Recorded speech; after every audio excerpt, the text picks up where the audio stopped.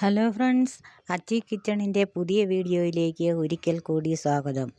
ഇന്ന് ഞാൻ വന്നിരിക്കുന്നത് ഹെൽത്തിയായ സ്നാക്സ് ഉണ്ടാക്കാൻ വേണ്ടിയിട്ടാണ്. ഒരു ജാറിൽ കുറച്ച് ഈന്തപ്പഴം കുരു കളഞ്ഞ് ഇട്ട് പൊടിച്ചെടുക്കണം.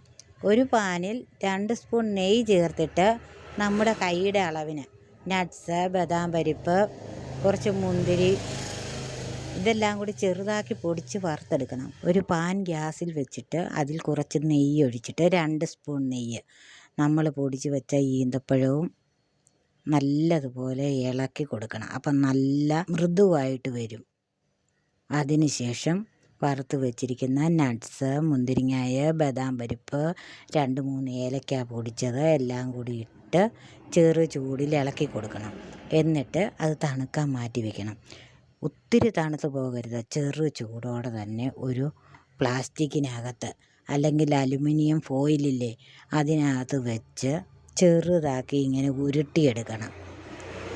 എന്നിട്ടത് തണുത്ത് വരുമ്പോഴത്തേന് ഇതുപോലെ ചെറിയ റൗണ്ടായിട്ട് മുറിച്ച് മാറ്റണം.